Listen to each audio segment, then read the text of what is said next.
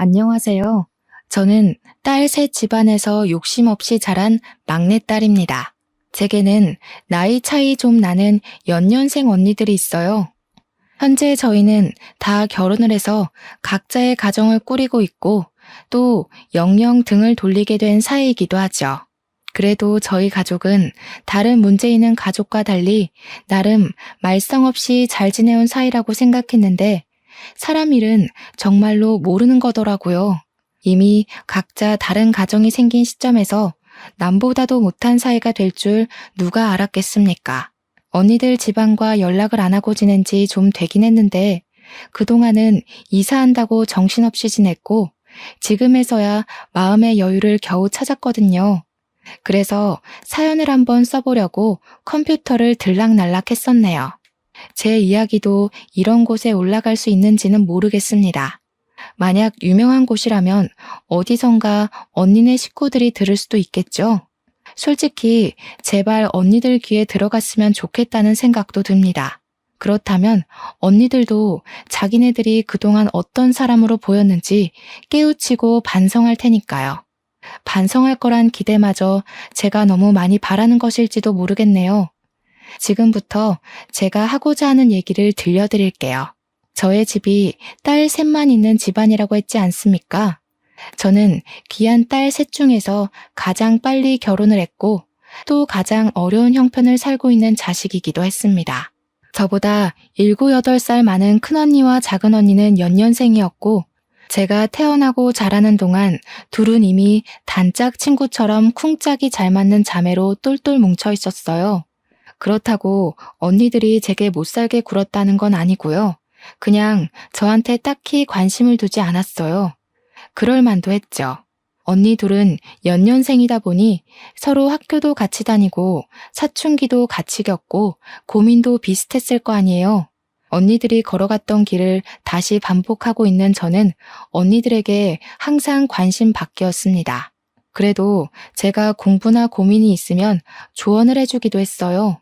하지만 언니들과의 대화는 그 정도가 다였죠.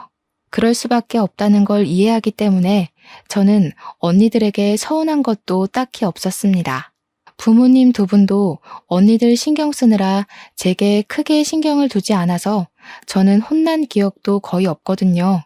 처음부터 그런 환경에서 컸던지라 제가 이렇게 지내는 건 그저 당연하다고만 생각했어요. 가족의 무관심도 익숙해질 수 있는 요인인지 저조차도 몰랐네요. 제가 욕심 없이 큰 것에 비해 큰언니, 작은언니는 저와 다르게 학창 시절부터 실리를 좀 많이 따지는 사람이었습니다. 저는 언니들이 차려놓은 밥상에 숟가락을 얹던 사람이었다 보니 언니들이 장학금을 받거나 상을 타오는 걸 축하만 해줬지 정작 저는 그런 걸 욕심부려 도전해봐야겠다고 생각한 적이 없었어요.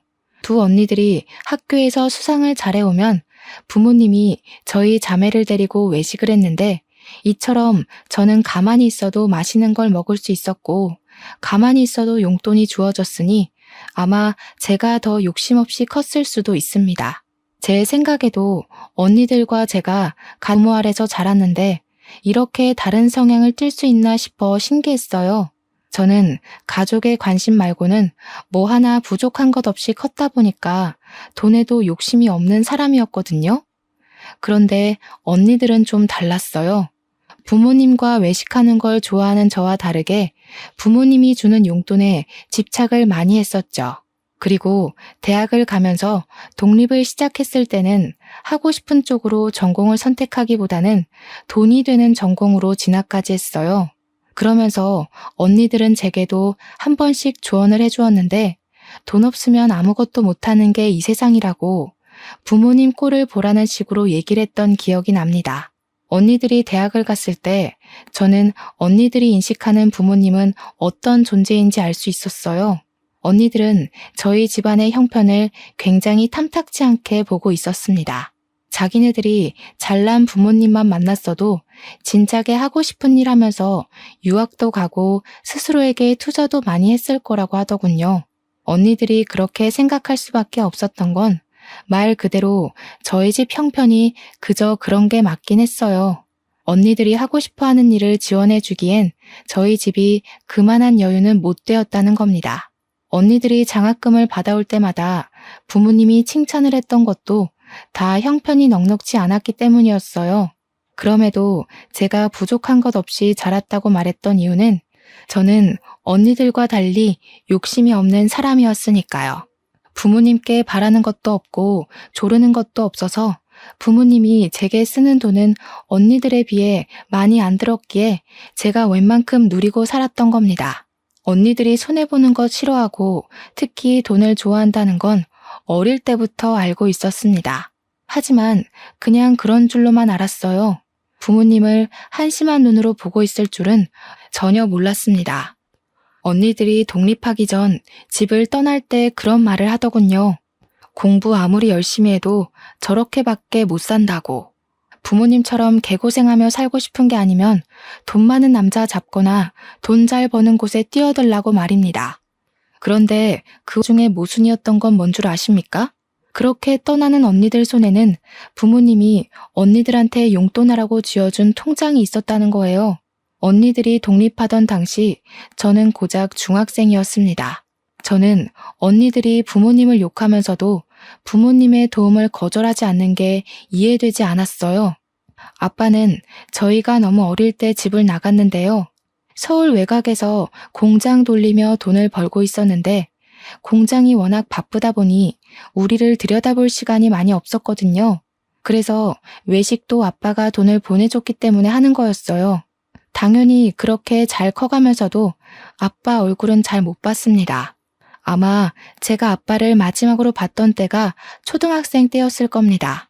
아빠한테서 전화는 매일 오는데 그때마다 아빠는 언니들 안부를 좀 많이 물어봤어요. 아무래도 먼저 사회로 발딛는 자식들이 언니들이었으니까 걱정되는 마음에 그랬겠죠. 언니들은 둘만 있을 때 아빠 욕을 하다가도 아빠한테 전화가 오면 그렇게 좋아합니다. 아빠한테 애교를 부리면 용돈을 주거든요. 어쨌든 아빠가 저희에게 생활비를 꾸준히 보내주는 덕에 저희 자매는 저까지 포함해서 무사히 대학을 갈 수 있었던 거예요. 언니들이 지나치게 현실적이라서 괜히 문제를 일으킬 수 있다고 생각하실 수 있는데 사실은 그 반대였어요. 분란을 일으키는 사람은 늘 저였다는 겁니다. 언니들이 성적과 상금에 치열하게 도전할 때 저는 욕심이 너무 없어서 늘 친구들과 놀이터에서 놀았고 문방구에서 군것질을 했었거든요. 그럼에도 엄마는 제가 건강하게 자라주는 것만으로도 충분하다고 그리 간섭을 크게 하지 않았고 그래서 제가 언니들과 달리 마음 편하게 성장했던 것도 있습니다. 그런데 너무 마음이 해이했기 때문일까요? 사회가 얼마나 무서운지도 모르고 제가 덜컥 임신을 해버렸지 뭡니까? 네, 사고 친 거였어요. 대학 들어가고 남자친구가 생겼는데 그만 술 먹고 실수를 해버린 거죠. 당시만 해도 언니들도 아직 결혼 안 하고 빠르게 승진하면서 커리어를 쌓고 있던 때였거든요. 그런데 뭣도 아닌 제가 대학 졸업도 안 한 학생 신분으로 큰 사고를 친 거였어요. 그 때문에 처음으로 저희 집안에선 저 때문에 떠들썩했습니다. 제가 공부 안 하는 철부지였다고는 하지만 그렇게 막 부모님 등골 빼먹을 정도로 일탈을 한 적은 없었거든요. 그냥 위태롭게 줄타기를 하고 있었을 뿐인데 결국 제 길을 제대로 시작해보기도 전에 그 줄에서 떨어져 버린 셈이 된 거였어요. 그땐 아빠까지 집으로 와서 엄마랑 둘이 저를 많이 혼냈습니다. 제가 부모님께 진심으로 혼나본 것 또한 그날이 처음이었네요.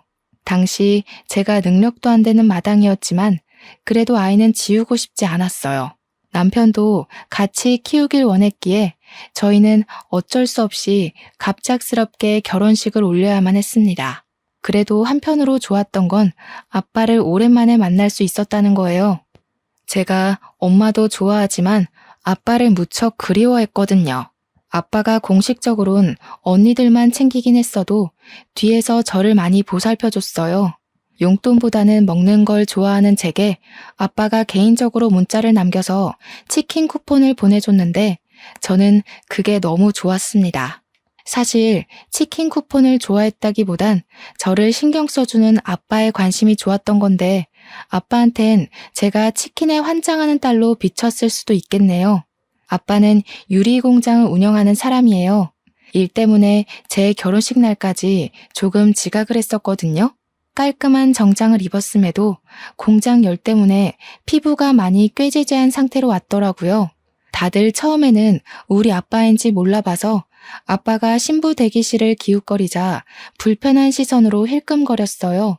뒤늦게 알아본 저희 자매가 나서서 아빠를 반겼더니 그제야 사람들도 아빠를 대접해줬습니다. 아빠는 공장이 성공적으로 돌아가는지 축의금을 정말 거하게 줬어요. 그것뿐만 아니라 그날까지도 저희에게 용돈을 따로 크게 챙겨줬죠. 말론 그동안 못 챙겨준 용돈 한꺼번에 몰아주는 거라며 빼지 말라고 받으라 하더라고요. 저는 아빠 손을 잡고 결혼할 수 있다는 것만이 기뻤는데 언니들은 무엇보다 용돈에 기뻤나 봅니다. 받자마자 뒤돌아서 금액이 똑같이 들었는지 확인하더라고요. 아빠는 그걸 지켜보면서 그저 언니들을 귀엽게만 봤어요. 저는 언니들이 부모님을 어떻게 생각하는지 중학교 때부터 알았기 때문에 언니들이 용돈에만 혈안이 되어 있는 모습이 그리 마음에 들진 않았습니다. 그렇다고 어떻게 잔소리를 덧붙이진 못했어요. 저보다 한참 언니들이잖아요. 저보다 세월을 먼저 앞서간 사람들이니 어련히 잘해먹고 잘 살겠지 생각했죠.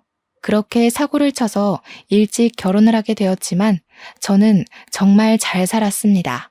남편 되는 사람도 일반 회사에서 성실하게 일하는 사원이었는데 봉급이 높은 건 아니었지만 그래도 저희 부부는 서로 아껴 쓰며 친정집에 합가하여 잘 지냈어요.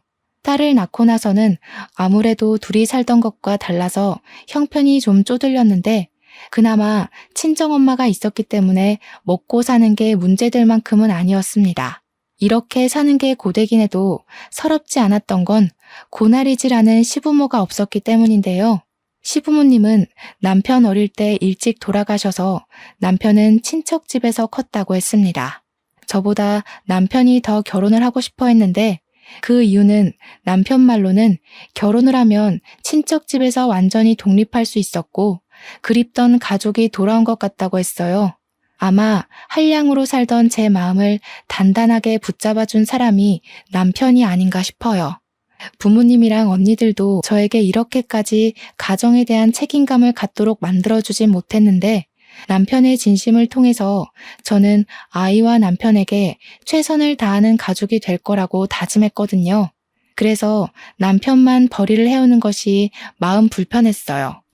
아무래도 애를 키우려면 남편 혼자서 경제 부담하는 건 힘들 테니 저도 일을 하고 싶더라고요. 하지만 문제가 뭔지 다들 아시죠? 아이를 봐줄 사람이 필요하다는 거요. 친정엄마한테 감히 부탁하기 미안해서 며칠간 좋은 방법만을 고민하고 있던 차였어요. 아무래도 제 얼굴에서 티가 났나 보더라고요. 친정엄마가 제 고민을 알고 저더러 일 나가봐도 된다고 흔쾌히 제안해 주었습니다. 엄마가 딸 셋을 키운 사람이야. 손녀 하나 보는 거 힘들겠어? 초보 엄마인 너보다는 그래도 이 엄마가 경력자인데 잘 봐도 내가 잘 보지. 보미는 걱정 말고 박서방 고생하는데 같이 좀 도와줘. 엄마한테 너무 고마워서 저는 그 뒤로 엄마에게 꼬박 용돈을 챙겨줬습니다. 엄마는 아빠가 용돈 따로 준다며 한사코 거절을 했는데 아빠가 주는 돈은 엄마 용돈이기도 하지만 사실상 생활비거든요. 물론 이제 저희 자매가 다 커서 생활비가 넉넉하게 남긴 할 겁니다. 그래도 엄마가 자식 덕 보는 기분을 느끼게 해주고 싶었어요. 언니들은 부모님 결혼 기념일이나 생신, 명절 등등 기념일이 아니면 딱히 용돈을 주진 않았거든요. 아빠는 제 결혼식 이후 또다시 잘 보지 못하고 있었는데 언니 둘이 차례대로 시집을 갈 때쯤 아빠를 또 볼 수 있었습니다. 그때마다 아빠는 저희 자매에게 해줄 것이 없다고 미안하다고 용돈을 더 많이 챙겨줬고 조만간 친정에 모여서 식구끼리 밥 한 끼 거하게 하자고만 남긴 뒤 또 금세 떠나버렸어요. 항상 그랬던 일이니까 저희는 아빠를 수년에 몇 번 보는 걸로 쉽게 만족했습니다. 언니들은 제게 조언했던 것처럼 정말 돈 많은 남자들한테 시집을 잘 갔어요. 형부들이 전부 사업으로 성공한 사람들이라서 친정 부모님의 도움 없이 잘만 살았습니다. 그 때문에 저는 어릴 때부터 나만 지금까지 가장 복병인 자식인 줄 알았어요.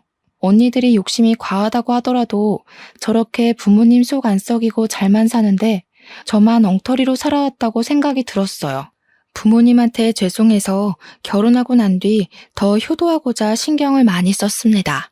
그러나 자식의 진짜 얼굴은 부모에게 문제가 터졌을 때 나타난다는 걸 뒤늦게 알았어요. 엄마 건강에 적신호가 켜졌을 때가 되어서야 문제아는 제가 아니라 언니들이었다는 걸 확실히 확인했죠. 엄마는 잘 지내다가도 한 번씩 가슴 중앙이 아프다고 두드리길 몇 번 그랬는데 한날 주방일 보다가 명치 부근을 부여잡고 주저앉은 적이 있었어요. 마침 저랑 남편이 있었기에 병원으로 바로 옮겨질 수 있었는데요. 그날 엄마는 협심증 판단을 받았습니다. 그땐 아빠가 하필 해외에 출장을 나가 있을 때였거든요. 제가 아빠한테 개인적으로 연락을 해 엄마 상태를 알렸지만 아빠는 한국으로 곧장 들어오고 싶어도 그럴 수가 없었어요.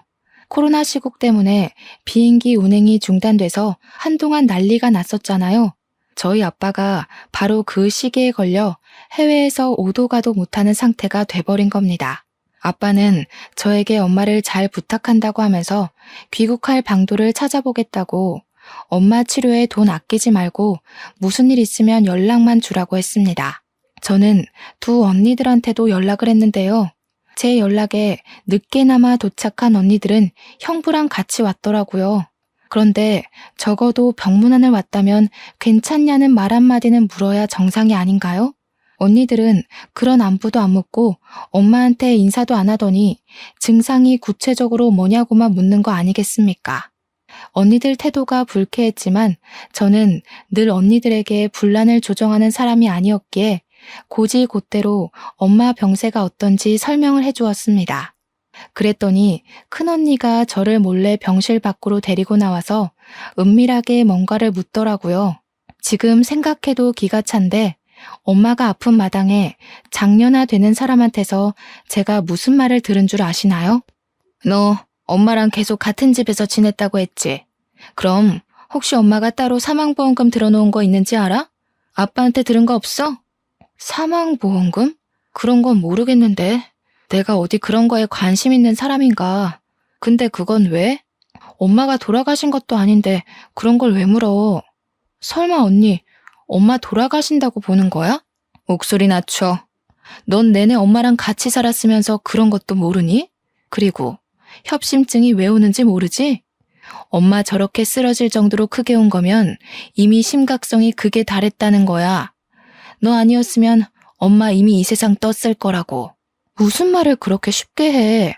엄마가 위험할 뻔했던 거 맞아. 그래서 지금 치료 잘 돼서 회복 중이잖아. 그럼 다행이라고 생각해야지. 지금 언니 말은 엄마가 큰일 날 뻔했으니까 챙길 거 먼저 챙기자는 말로 들리는데 큰언니는 저를 애보듯 고개를 절레절레 저으며 혀를 끌끌 찼습니다. 저더러 인생 힘들게 살 것 같다고 하더니 저를 지나쳐 병실 안으로 들어가 버리더라고요. 그리곤 엄마한테 보험금 얘기를 직접 물어보는 거 아니겠습니까? 그때 엄마가 잠깐 정신 잃었던 걸 막 회복해서 저희 남편이 돌봐주고 있던 참이었거든요. 그런데 거기다 대고 큰언니가 엄마한테 사망보험금 얘기를 했다니까요. 너무 황당해서 제가 황급히 큰언니를 말렸는데 엄마는 이미 언니 의도를 알아듣고 눈치챈 것 같았습니다. 그 상황에서 작은 언니는 큰 언니가 아닌 저를 말리는 거 아니겠어요? 작은 언니 말이 이럴 때는 가만히 있는 거라고 뭘 모르면 빠져있으라더라고요. 형부들도 똑같았어요. 남편과 제가 상대적으로 어린 편에 속하니까 다들 저희들을 무시하는 경향까지 있었습니다. 솔직히 기분은 엄청 상했지만 제가 나서서 분위기를 뒤엎을 수는 없었어요. 당시에는 제가 아직 젊은 편이라서 제 주위에 잘못돼서 돌아가시는 사람들이 없거든요. 그렇다 보니 원래 사람이 잘못되면 사망보험금 같은 걸 제대로 따지는 게 맞는 건가 싶어서 살짝 긴가민가 했기 때문입니다. 하지만 제 남편도 두 언니들과 형부들의 행동을 이해 못하는 걸 보면 역시 그 모든 게 정상적인 분위기는 아닌 듯 했습니다. 저는 그날로 언니들에게 정이 많이 떨어졌어요. 차라리 언니들한테 연락하지 말 걸 후회도 했고 앞으로는 연락이나 안부를 넣지 말아야겠다고 다짐도 했죠. 엄마는 입원이 불가피할 정도의 상태였기 때문에 치료를 위해서 입원을 해야만 했습니다. 저는 엄마를 간병도 해야 되고 아이도 봐야 해서 어쩔 수 없이 일을 그만둬야 했어요.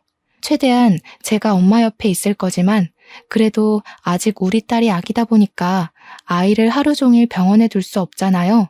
엄마도 아이 때문에 마음이 불편하다고 해서 저는 할 수 없이 언니들한테 연락을 해야 했습니다. 웬만하면 언니들한테 엄마를 부탁하고 싶진 않았는데 간병인에 돈 쓰지 말라는 엄마 말 때문에 다른 방법이 없어서 결국 연락했어요. 같이 서울에 있는 언니들한테 전화해서 순번 돌아가며 엄마를 간병하자고 했습니다. 형부들 믿고 주부로만 놀고 먹던 언니들은 흔쾌히 알겠다고 하더라고요. 사람 속이 그리 쉽게 변하는 게 아닌데 언니들이 쉽게 수긍하는 바람에 제가 아주 잠시 언니들에게 기대를 했었네요. 언니들은 병실에 와서 엄마 얼굴 한번 보고 휴대폰만 하다가 1시간 만에 쌩 돌아가 버리곤 했대요. 이 사실도 엄마가 얼렁뚱땅 말해줘서 심증만 있었는데 우연찮게 제가 병실 들릴 일이 있어서 갔다가 직접 언니들의 나태를 목격했습니다. 그때 제가 작은 언니를 붙잡고 어디 가냐고 물어봤던 걸로 기억나요. 저녁 먹는 시간까지 엄마 곁에 있어줘야 하는데 언니가 오후 2, 3시쯤 병실을 나가더라고요. 제가 붙잡았을 때는 당황하기는커녕 오히려 뻔뻔하게 저더러 잘 왔다고 엄마 좀 봐달라는 거 있죠. 형부들 사업 도와야 된다고 길게 자리를 비울 수 없다네요. 학교 다닐 때는 부모님한테 그렇게 칭찬받으려고 악착같이 상 받아오고 상금 타오던 언니들이 이제 자기들만의 목표를 달성했다고 생각한 건지 돈 많은 형부들에게 시집가고부터는 거의 친정의 발길을 끈다시피 살았어요. 엄마 간병하는 것만 봐도 자식 같지도 않았다니까요. 제 자식들도 아닌데 보면 제가 다 서운하더라고요. 참다 못한 제가 홧김에 엄마한테 언니들 욕을 하면 엄마는 그저 괜찮다면서 요즘 사람들 바쁜 거 모르냐고 다 포용하는 거 아니겠습니까? 부모님이 가만히 계신데 제가 괜히 나서서 뭐 하겠어요? 언니들처럼 배경 좋은 집에 시집을 간 것도 아니고 함부로 누굴 덤빌 만큼 돈이 있는 것도 아닌걸요. 저는 언니들 간병 태도를 알고 나선 언니들에게 오지 말라고 했습니다. 언니들이 얼씨구나 좋아하더군요. 그리곤 엄마 간병은 오로지 저 혼자 해냈어요. 남편 퇴근할 때까지만 제가 아이를 보고 있다가 남편이 오면 병원에 들려 아이를 데려가는 걸로 했습니다. 그렇게 저는 밤늦게까지 엄마 옆에 있다가 아침 일찍 다시 병원으로 출근을 하길 반복했어요. 언니들이 가끔 엄마 어떠냐고 문자가 왔는데 언니들한테 여전히 화가 났지만 그 분을 삭히면서 최대한 엄마 앞에서는 괜찮은 척을 했습니다. 그렇게 1달 정도가 지났을 겁니다. 병원 치료 덕분에 회복이 빨리 되고 있는 줄 알았던 엄마는 급작스레 찾아온 가슴 통증을 호소하다가 급하게 수술실로 실려갔어요. 하필 새벽이었던지라 저와 남편이 자다 일어나서 애를 안고 병원을 뛰어갔었거든요. 그런데 그게 엄마와의 마지막 모습이 될 줄은 꿈에도 몰랐어요. 저에겐 살아온 인생들 중 가장 힘들었던 날이기도 했고 최대의 고비였다고도 말할 수 있어요. 그때만 해도 아빠는 당연히 코로나 때문에 한국에 오질 못하는 상황이었습니다. 아빠한테 이 사실을 어떻게 알려야 하나 그것도 저에겐 곤욕이었어요.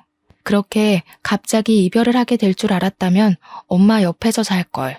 엄마 옆에 붙어서 떨어지지 말 걸. 모든 게 후회되고 그저 저 때문에 엄마가 돌아가신 것 같아서 괴로웠습니다. 엄마의 마지막 웃는 모습이 자꾸 마음속에 아른거려서 한동안 쉽게 일어나질 못했어요.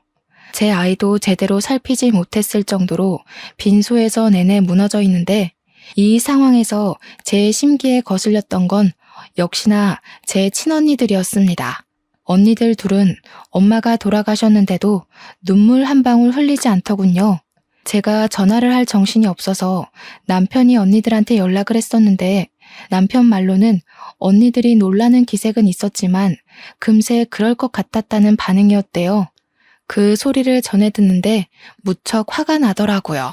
심지어 언니들이 조무객 드릴 떡을 먹으며 떠들다가 엄마 사진 앞에 앉아있는 저한테까지 와서 엉뚱한 소리를 해댔습니다. 지금 너 살고 있는 집 명의 엄마 거 맞니? 내가 사망보험금은 따로 알아봤는데 수익자가 아빠 이름으로 돼 있더라고. 왜 그렇게 해놨는지 몰라. 다른 집 부모님들은 항상 자식 생각 먼저라던데. 우리 부모님은 돈에 대해선 꽁꽁 숨기려 해서 탈이야. 엄마가 돌아가신 날이었습니다. 눈앞에는 엄마가 웃고 있는 영정사진이 있었고요. 그 앞에서 울고 있는 제게 이런 말을 해대는 언니들을 이해할 수 있으신가요? 어떻게 친자식이라는 사람들이 엄마가 돌아가셨는데 재산만 따질 수가 있죠? 그때부턴 언니들에게 화가 나는 걸 떠나서 언니들이 정말 사람처럼 안 보이더라고요. 그날은 매번 가정 불화를 피했던 제가 난생 처음으로 언니들한테 대든 날이기도 했습니다. 지금 모르는 사람이 돌아가셨어? 우리 엄마가 돌아가신 거야. 이 상황에 재산 얘기가 하고 싶어. 난 그래도 언니들이 때와 장소는 가릴 거라 생각했어. 친자식이라는 사람들이 어떻게 엄마 앞에서 그런 말을 할 수가 있어? 얘가 아직 어려서 뭘 모르네. 엄마 협심증 위험 단계였어. 어차피 돌아가실 거였다고. 뻔히 정해져 있는 미래에 희망을 걸긴 왜 걸어? 진작에 마음 정리 다 했어야지. 넌 네가 엄마 간병했다고 생각하지? 웃기는 소리 마. 너는 엄마를 옆에 두고서 살 수 있다고 희망 고문하고 괴롭혔을 뿐이야. 뭐라고? 정말 미쳤어. 미치지 않고서야 엄마한테 그런 소리를 할 수가 없지. 엄마 아빠가 언니들한테 드린 공력이 아까워. 어떻게 이 상황에서 돈 얘기가 먼저일 수 있는 거야? 진작에 마음 정리를 했어야 했다고. 그래서 언니들은 버젓이 살아있는 엄마 정리하고 돈 빼낼 궁리만 했니? 아, 시끄러워. 알려주기 싫으면 말아. 귀찮게 아빠랑 의논하게 생겼네. 너 혹시라도 엄마 앞으로 된 재산 혼자 꿀꺽할 생각은 마. 네 형부들 어떤 사람인지 알지? 너랑 네 남편, 네 애. 앞날 편하고 싶으면 개수작은 안 부리는 게 좋을 거야. 그날 큰언니와 제가 대판 싸움을 벌였는데 주변 사람들도 죽은 사람 앞에 두고 이런 싸움을 벌이고 있는 게 믿기지 않았는지 입을 싹 다물고 있더라고요. 그건 사람들 신경 돌리는 데만 집중하고 있는 작은 언니와 형부들도 마찬가지였습니다. 저는 엄마 장례를 치르는 3일 내리 혼자인 기분이었어요. 특히 엄마 마지막 발인 날 큰형부가 엄마 영정사진을 들려고 하길래 그때 제가 또 난동을 부렸습니다. 정말 뭐에 신 사람처럼 미쳐서 악을 지르니까 장례 복지사도 제 남편이 영정사진을 들 수 있도록 해주더라고요. 남편마저 없었다면 우리 엄마 가는 길이 너무 불쌍해서 제가 견디지 못하고 혼절했을 겁니다. 실리를 따지는 순간 언니들처럼 저렇게 밑바닥이 된다는 사실, 그걸 가족을 보고 깨우쳤다는 게 정말 속상한 일이지 않습니까? 그 길로 저는 친언니들을 제 삶에서 완전히 배제했습니다. 물론 친언니들도 제게 따로 연락을 안 하긴 했어요. 엄마랑 살던 집이 아빠 명의로 되어 있는 걸 알고 더 연락을 안 하는 것 같더라고요. 참 징한 사람들이죠. 형부들이 사업 잘해서 명품을 그렇게 휘두르고 다니면서도 콩고물 같은 친정 재산까지 탐을 내는 것 좀 보세요. 돈에 대한 욕심이 정말 끝도 없으려면 이렇게까지 과욕을 부릴 수 있나 봅니다. 언니들의 금전욕 정말 지긋지긋하네요. 아빠한테 엄마에 대한 소식을 알리는 것도 정말 힘들었어요. 제가 엄마의 죽음을 제 탓했던 것처럼 아빠도 자책을 많이 했어요. 자신 때문에 엄마가 홀로 고생 많이 해서 그런 거라고 엄마 가는 길을 지켜주지 못해 괴로워하셨습니다. 야속하게도 시간은 생각보다 빠르게 흘러갔는데요. 저는 엄마 없는 집에서 엄마 생각을 하며 적적하게 1년 정도 보냈습니다. 어느 날 뉴스를 보니 몇 군데는 비행기 운행이 가능하다는 소식이 들려오더군요. 아빠도 귀국했는지 궁금해서 지난주까지 주고받던 연락을 한 번 더 넣었어요. 다행히 아빠가 귀국을 했다고 하더라고요. 조만간 집에 들르겠다고 했는데 그 연락이 끊기고 나서 일주일 뒤에 아빠가 집을 찾아왔습니다. 그런데 말이에요. 아빠 몰골이 완전 말이 아닌 거 있죠? 아빠가 아빠 입으로 신원을 증명해주지 않았다면 그냥 동네 거지가 초인종을 눌렀다고 생각했을 정도였습니다.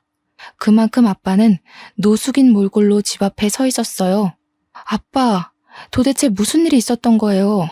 어쩌다가 이런 고생을, 추운데 옷까지 얇게 입으시고 일단 들어오세요. 들어와서 얘기해요. 시기가 겨울이었는데 저희 동네가 유독 바람이 많이 도는 곳이라서 더 추웠거든요. 그런데 아빠는 누더기 같은 티셔츠만 입고 있고 겉옷은 안 입고 있더라고요. 감기라도 걸릴까봐 얼마나 걱정이 되던지. 얼른 따뜻한 곳으로 모셔야 될 것 같아서 아빠 손을 잡고 안으로 안내했습니다. 보일러를 후끈후끈하게 틀고 따뜻한 차를 준비했어요. 아빠의 얼음장 같은 몸이 좀 풀릴 때까지 저와 남편은 지극정성으로 아빠를 살폈고 이제 3살인 제 딸 눈에도 우리 아빠가 추워 보였는지 가지고 놀던 담요를 들고 와서 아빠한테 덮어주더라고요. 아빠는 제 딸이 걸음마도 못할 때 2번 정도 보고는 오랜만에 보는 거였어요. 아빠가 제 딸한테서 눈을 못 떼는 거 있죠? 예봄이가 참 많이 컸구나. 어쩜 너 어릴 때랑 이렇게 똑 닮았니? 네 엄마가 예봄이를 많이 안아줬다지? 아이고, 이 할아비도 우리 손녀 좀 안아봐도 될까? 제 딸의 할아버지 되는 입장으로서 손녀를 안아보는 건 당연하다고 보는데 아빠는 마치 허락 없이는 제 딸에게 손을 못 댈 것처럼 조심하더라고요. 제가 당연히 된다고 무슨 그런 말을 하냐고 했더니 아빠가 너털하게 웃으면서 제 딸을 안아보았어요. 딸 입장에선 한 번도 본 적 없는 할아버지가 낯설었을 텐데도 마치 원래 알던 사이처럼 친근하게 안기는 거 있죠. 저희 부부야 괜찮지만 솔직히 딸에겐 아빠의 키키한 냄새가 후각을 찔렀을 텐데도 딸은 아랑곳 않고 아빠 휴대폰에 달린 장식고리를 갖고 놀더라고요. 아빠가 제 딸을 안고 있는 모습을 보니 엄마가 겹쳐 보여 괜스레 마음이 찡 울렸습니다. 그보다 얼굴 못 본 세월 동안 아빠한테 대체 무슨 일이 있었던 건지 무척 걱정이 되었어요. 아빠, 무슨 일이 있었는지 저희한테 말해줄 수 있어요? 저희는 당연히 아빠가 공장 때문에 바쁘게 지내는 줄만 알고 있었는데 그게 아니었던 거예요? 아무래도 시국이 이렇다 보니 내가 운영하던 공장도 문을 닫게 되었어. 어떻게 해결해 보려고 해외까지 나갔더니 그게 이렇게까지 발목을 잡힐 줄 몰랐네. 해결도 못하고 그만 개털이 되어버렸지 뭐야. 세상에, 고생 많았겠어요. 아빠가 그렇게 고생하고 계시는 줄도 모르고 저희는 저희 사느라 바빴네요. 엄마가 아빠 정말 보고 싶어 했는데 아빠 힘든 거 아셨다면 엄마도 걱정 많이 했겠죠? 그래서 내가 더 말 못했어. 정말 아빠로서 면목이 없구나. 딸아 정말 미안하지만 내가 지금 가진 것이 하나도 없다. 당장 갈 곳도 없어서 그러는데 나 좀 걷어줄 수 있겠니? 제가 자식인데도 불구하고 조심스레 눈치 보며 묻는 아빠의 말이 너무 가슴 아프게 박혔습니다. 아빠는 항상 우리를 위해서 거의 반평생을 타지에서 고생하느라 가족과 시간도 못 보냈고 또 엄마 돌아가시는 길도 못 봤지 않습니까? 제가 아빠 입장을 대신 생각해도 이렇게나 속상한데 정작 아빠는 혼자서 얼마나 괴로웠을까 싶더라고요. 아빠, 그게 무슨 말이에요? 당연히 우리가 모셔야 마땅한 거지. 더 이상 일할 생각은 말고 앞으로는 푹 쉬어요. 저희가 일하면 되니까 걱정 마시고요. 제 말에 남편도 흔쾌히 동의하면서 아빠가 자신 때문에 눈치 보지 않도록 계속해서 아빠를 위로해 주었습니다. 그러자 아빠가 한동안 말이 없더니 갑자기 흐느끼기 시작하더라고요. 딸이 아빠 얼굴에 손을 깔짝깔짝 대면서 눈물을 닦아주었고 남편은 얼른 휴지를 가져와서 아빠한테 드렸어요. 아빠는 남편에게 고맙다고 하면서 뒤이어 갑자기 눈물을 보인 이유를 말해주었는데요. 그 사실이 제 인생을 바꿨고 당혹스러운 충격을 안겨주었습니다. 내가 너희 집에 오기 전에 하루 이틀 간격으로 큰애랑 둘째 집에 들렀다가 왔다.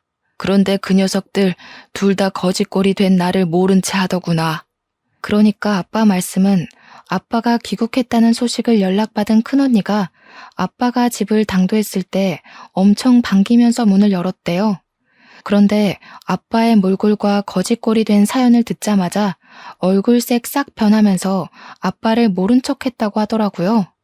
그리고 작은 언니 또한 아빠 꼴을 보자마자 놀란 표정을 짓더니 아빠인 걸 막 부정하면서 경찰에 신고할 거라고 협박까지 했다더라고요. 아빠가 맞는다는 걸 알아채고 나서는 아빠를 밀어내며 형부랑 같이 대놓고 문전박대를 했다고 했습니다. 아빠는 두 언니들 대응을 회상하며 또 한 번 상실감을 느꼈는지 휴지로 눈물을 몇 번 더 훔쳤어요. 같은 배에서 나온 자식이라도 이렇게 다를 수 있다는 걸 네가 알려줬구나. 너희 엄마가 먹여주고 키워주면서 그 고생을 했는데 이 천벌 받을 것들. 아무짝에 쓸모없는 그런 자식들은 나도 더 이상 필요가 없다. 우리 막내딸, 네가 엄마 마지막 가는 길도 외롭지 않게 지켜줬다고 했지? 이 돈 바꿔라. 아빠의 뒷주머니에서 꼬깃꼬깃 꺼낸 것을 제게 내밀었습니다. 좀 많이 해진 통장이더라고요. 그리고 그 안에는 무려 18억의 숫자가 기재되어 있었습니다. 저랑 남편은 놀라서 이게 뭐냐고, 이 돈을 왜 우리를 주냐고 했는데 그 다음 아빠가 해주는 말이 제게 두 번의 충격을 안겨주었습니다. 아빠가 사실은 저희 자매를 시험해보기 위해 일주일간 거짓말을 해왔다는 거 아니겠습니까?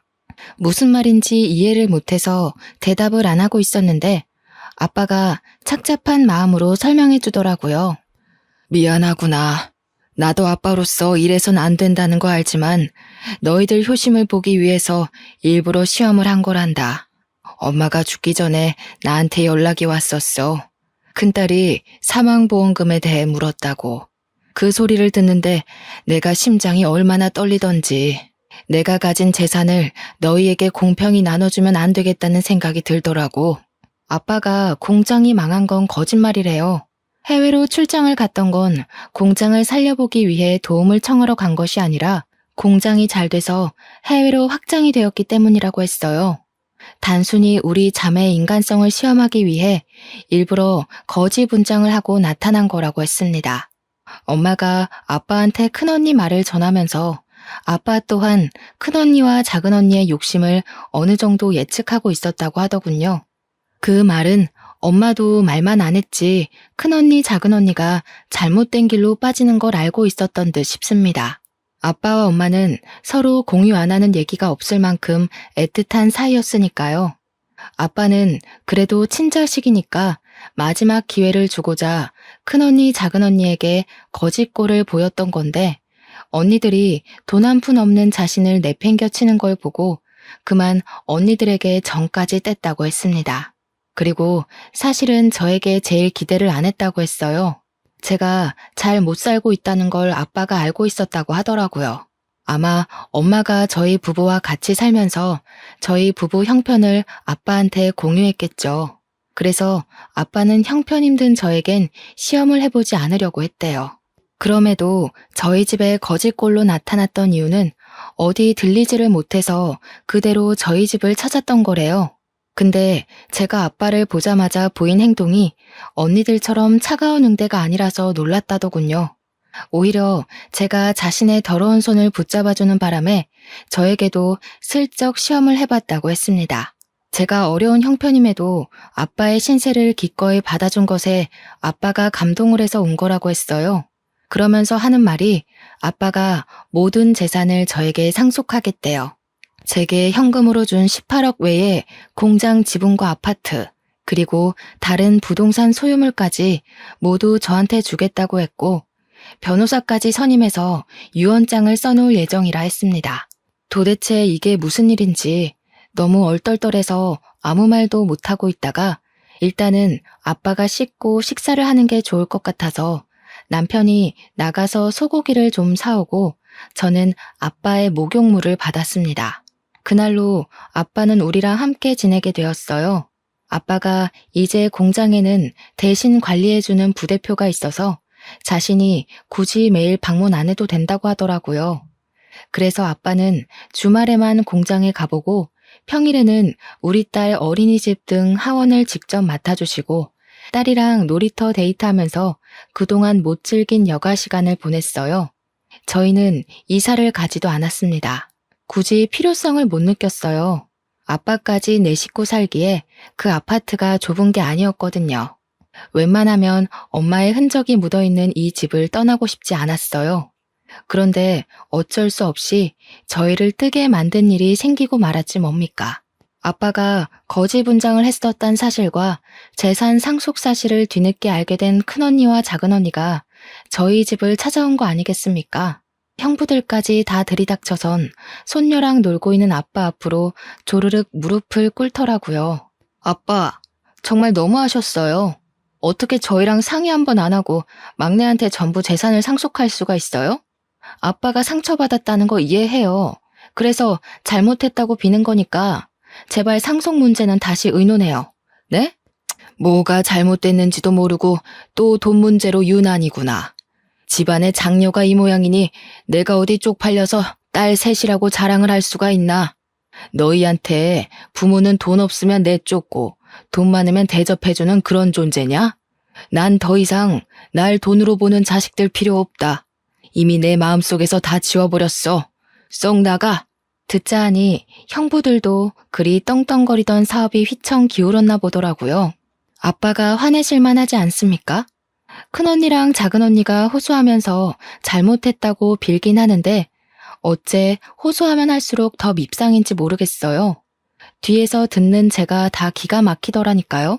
형부들도 사업 자금이랑 빚 때문에 아빠 재산에 목숨 매며 도와달라고 고개를 쳐받고 있는데 그걸 보면서 언니들이 참 자기네들이랑 똑같이 돈에 미친 남자를 만났구나 싶었어요. 결국 아빠는 언니들 꼴 보기 싫다면서 상 좀 그만하고 방으로 쌩 들어가 버렸습니다. 언니들이랑 형부들은 한참 아빠 방 앞에서 얼쩡거리다가 이젠 저한테까지 아빠 좀 설득해달라고 부탁하고서 나갔어요. 그리고 저희는 아빠의 권유로 결국 큰언니, 작은언니네가 모를 곳으로 이사를 가게 되었습니다. 엄마와 추억이 깃든 곳을 두고 온 것이 마음에 걸렸지만 아빠가 엄마를 직접 보러 자주 가자고 해줘서 그 집을 놓아줄 수 있었네요. 이사 간 곳은 아빠가 다니는 공장과 가까웠는데 그곳이 사실 남편 직장과는 거리가 좀 멀거든요. 그런데도 남편은 한마디 불평 안 하고 아빠가 선택한 집으로 이사를 했는데요. 아빠가 그쪽으로 이사 간 이유가 다 있더라고요. 자네, 나랑 같이 공장 일 해보지 않겠나? 내가 이제 슬슬 건강에 신경 써야 될 나이잖아. 우리 딸이랑 같이 공장 인계 받으면 좋을 것 같은데. 어떤가? 예? 제가 어떻게 그 큰일을... 전 그리 그릇이 큰 사람 아닙니다, 장인어른. 혹시라도 제가 했다가 공장 잘못되면 저 책임질 능력도 못 돼요. 처음엔 남편이 공장 규모에 놀라서 대표 인계를 마다했는데 아빠가 성실함만 갖추고 있다면 누구나 할 수 있는 일이라고. 아빠가 본 사람들 중 제 남편이 제일 성실하다면서 용기를 주어서 그 제안을 받게 되었습니다. 남편은 아빠한테 너무 감사하다고 눈물을 흘렸어요. 현재 남편은 아빠와 같이 공장으로 출퇴근하면서 인수인계 받는 중입니다. 아빠는 정말 남편한테 공장 대표를 온전히 떠맡길 생각으로 정말 꼼꼼하게 가르치고 있어요. 남편이 힘든 내색 안 하고 잘 따라주는 게 얼마나 자랑스러운지 모릅니다. 저는 딸이 좀 더 크면 뒤이어 배워볼 생각이에요. 아마 이대로라면 자식이 2명, 3명 있더라도 무리 없이 키울 수 있을 여건이 될 것 같아요. 이게 다 저의 위대한 아빠 덕분이겠죠. 저희 자매 중 가장 가난했던 제가 한순간에 대박 부자가 된 셈이니 정말 남부럽지 않게 아이를 키워볼 생각입니다. 아빠도 손녀가 못하는 것 없이 다 누리며 크길 바라시더라고요. 그러면서 저보고도 과거에 형편 어려워서 못 해봤던 것들 다 해보라고 꼬박 용돈도 주시는 거 있죠. 모든 게 행복하고 좋은데 이런 자리에 엄마가 함께 있었다면 더 좋았겠다 싶어 아쉽지 뭐예요. 엄마도 하늘 위에서 저희처럼 마음 편히 즐기고 계실 거라 믿습니다. 그리고 언니들이랑 형부는 제가 몰라 그 동네 찾아가서 소식을 들었는데 아파트 살 능력이 못 돼서 어디로 이사를 간 것 같더라. 언니네 집 둘 다 우편함에는 밀린 관리비가 잔뜩 쌓여 있었어요. 그리고 작은 언니 우편함에는 상간녀 소송장까지 날라와 있었습니다. 아무래도 작은 형부가 망했다 보니 작은 언니가 다른 방편으로 불륜을 저질렀나 봐요. 정말 끝도 없는 밑바닥이네요. 아빠 말대로 저희가 같은 엄마 배에서 나온 게 맞나 싶습니다. 그나마 가족이기 때문에 이만큼 관계를 끌고 왔던 거지 남이었다면 애초에 얼굴조차 마주할 일 없었을 사람이에요. 앞으로라도 길 가다가 마주치는 일 없었으면 좋겠습니다. 제 이야기는 여기까지예요. 가족인데도 불구하고 참 답 없는 사람들이죠. 남도 아니고 가족이 이런 꼴이면 진짜 많이 힘든 것 같아요. 청취자분들 주위에는 이런 위험한 인물들이 없었으면 좋겠네요. 그만 인사드리겠습니다.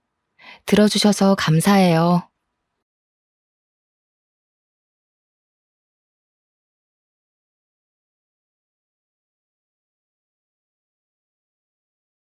안녕하세요. 현재 서울에서 카페를 운영하고 있는 50대 여성입니다.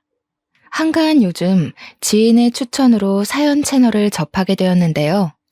처음에는 그저 무료함을 달래기 위해 접하게 되었던 사연 채널은 어느새 일상을 함께하게 되었네요.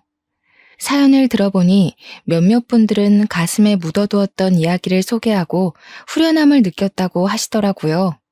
그래서 오늘 저 또한 아무도 모르게 혼자서만 간직했던 이야기를 꺼내보려고 해요. 그럼 시청자분들이 저의 이야기를 듣고 삶의 원동력을 얻길 바라며 이야기를 시작하도록 하겠습니다. 교직에 몸담고 있는 부모님 덕분에 저는 어릴 적부터 신동 소리를 들을 만큼 공부를 잘했었어요. 부모님의 도움으로 이런 저의 성적은 꾸준히 유지가 되어 서울 상위권 대학교에 무사히 입학할 수 있었죠. 다른 친구들은 대학교에 입학한 후 다른 학교 학생들과 만나 놀러 다니기 바빴는데요. 성격 자체가 시끄러운 것을 싫어하는 저는 새로운 사람을 만나 몰려다니는 것이 귀찮게 느껴지더군요. 그래서 의도치 않게 공부에만 매진하게 된 것이고요. 다른 동기들이 놀러 다닐 동안 공부를 해서인지 성적은 항상 상위권을 차지했고 어느새 교수님들의 기대를 한몸에 받는 학생이 되어 있었죠. 교수님들께서는 하나같이 대학원에 가 교수의 길을 걸어보는 것이 어떻겠냐며 권유를 해주셨습니다. 성실함과 뛰어난 두뇌가 아깝다면서요. 공부하는 것을 좋아했기에 교수님의 말씀처럼 대학원에 진학해 더 공부를 하고 싶었는데요. 세상 모든 일이 자기 뜻대로 되지 않듯 저 또한 대학원에 진학하지 못하게 되었네요. 대학교를 졸업하자마자 가부장적이던 아버지의 뜻에 따라 맞선을 보고 결혼을 하게 되었거든요. 맞선을 보라는 말을 들었을 때만 해도 아버지를 설득해보려 노력을 했습니다. 왜 그런 말이 있잖아요. 아무리 깐깐하고 엄한 부모라고 해도 결국 자식을 이기는 부모는 없다는. 아버지 또한 그럴 거라고 생각했어요. 아무리 아버지가 가부장적이셨어도 딸이 간절히 설득을 한다면 대학원 정도는 보내주실 거라 여겼거든요. 하지만 아버지는 외동딸의 투정으로 자신의 뜻을 꺾을 만큼 호락호락하지 않은 분이셨어요. 대학원 얘기가 나오면 역정을 내시는 아버지로 인해 결국 맞선을 나가게 되었고요. 다른 사람들이 보기에 멀쩡히 대학교까지 보낸 딸을 빨리 시집 보내려는 아버지가 이상하다고 생각할 수도 있는데요. 여기에는 그만한 사정이 있었습니다. 사실 저는 어렸을 때부터 몸이 약해 툭하면 쓰러지기 일쑤였는데요. 아버지께서는 이런 약한 몸을 걱정하셔서 외동딸인 저에게 하루라도 빨리 짝을 지어주려고 한 것이었죠. 그렇게 남편과 처음 맞선을 보게 된 것이죠. 아버지의 강요로 인해 어쩔 수 없이 나온 맞선 자리였지만 남편은 수더분하고 참 괜찮은 사람이었어요. 남편과 만나는 횟수가 많아질수록 그 생각에는 변함이 없었고 결국 맞선을 본 지 한 달 만에 남편과 결혼을 하게 되었답니다. 다른 사람과 맞선을 본다고 해서 남편보다 더 나은 사람이 나타날 것 같지는 않았으니까요. 결혼 후에는 남편이 일하고 있는 회사 근처로 이사를 가 그곳에서 신혼생활을 시작하게 되었답니다. 물론 서로 처음부터 사랑 때문에 시작한 결혼이 아니었기에 서로에게 딱 맞는 배필이라는 생각은 들지 않았지만 저희 부부는 서로에게 양보하고 배려하려고 했기에 큰 문제 없는 신혼생활을 보낼 수 있었네요. 남편에게 고맙기도 했어요. 남편이 대기업에 다니는 덕분에 안정적으로 전업주부 생활을 할 수 있었으니까요. 그리고 신혼생활을 보낸 지 1년 만에 저희 부부 사이에서는 사랑스러운 딸아이가 태어나게 되었죠. 주변 지인들은 아이를 키울 바에는 차라리 매일 야근을 하겠다고 선언을 할 정도로 아이를 키우는 것이 힘들다며 푸념을 했는데요. 타고나길 순하고 착하게 태어난 딸 덕분에 저희 부부는 육아가 힘들기는커녕 오히려 즐거웠는걸요. 하루하루 커가는 딸아이의 모습을 옆에서 지켜보는 것은 그 무엇과도 바꿀 수 없는 큰 기쁨이었고요. 딸아이를 볼 때면 행운을 가져다 준 복덩이라는 생각이 들 정도로 딸아이가 태어난 후 저희 부부에게는 좋은 일만 일어났답니다. 청약에 당첨돼 더 좋은 곳으로 이사를 갈 수 있었던 것은 물론 과장에 머물러 있던 남편은 차장으로 승진까지 했거든요. 무탈하게 지내던 저희 가족은 딸아이가 고등학교에 올라가게 된 후 이사를 가게 되었어요. 청약이 당첨된 아파트는 남편이 다니는 회사와 멀다는 이유로 다른 사람에게 세를 주고 있었지만 고등학생이 된 딸에게 더 나은 교육 환경을 제공해주고 싶었기에 이사를 가게 되었죠. 딸아이에게 공부하기 좋은 환경을 만들어주기 위해 이사를 가긴 했지만 친구가 없어 힘들어하는 딸아이의 모습을 보니 후회가 되더라고요. 괜한 욕심으로 인해 딸아이에게 상처를 준 건 아닌가 하는 생각이 들기도 했습니다. 하지만 그것도 잠시 본성이 밝고 씩씩한 딸은 새로운 환경에 금방 적응을 해 학교 생활도 잘하며 곧잘 좋은 성적을 받아오더군요. 그리고 3개월 후 딸아이는 처음으로 집에 친구를 데려왔네요. 딸아이가 말하길 집으로 데리고 온 친구가 자신의 학교 생활을 잘할 수 있도록 도와준 은인이라고 하더군요. 그 말을 들으니 딸아이의 친구에게 더없이 고마웠어요. 그 후로도 딸아이의 친구는 종종 저희 집으로 놀러 오게 되었죠. 딸아이와 둘도 없는 사이가 된 아이에게 항상 고맙다는 생각을 했는데요. 은인과도 같았던 딸아이의 친구는 얼마 안 가 원수보다 못한 사이가 되는 사건이 발생하고 말았습니다. 시어머니의 칠순잔치로 인해 100만 원가량의 현금을 뽑아 집으로 돌아왔을 때였죠. 집에는 여느 때와 같이 학교 숙제를 하고 있는 딸아이와 딸아이의 친구가 있더군요. 아이들에게 저녁을 차려주고 있었지만 마침 아파트 반상회가 있어 간단한 간식거리만 챙겨준 뒤 집을 비우게 되었어요. 미안한 마음에 반생회 모임에서 일찍 일어나 집으로 돌아오게 되었고요. 그런데 집으로 오니 이미 딸아이의 친구는 집으로 돌아간 후였죠. 이미 간 아이를 다시 부를 수 없기에 딸아이의 저녁만 차려준 뒤 안방으로 들어오게 되었고요.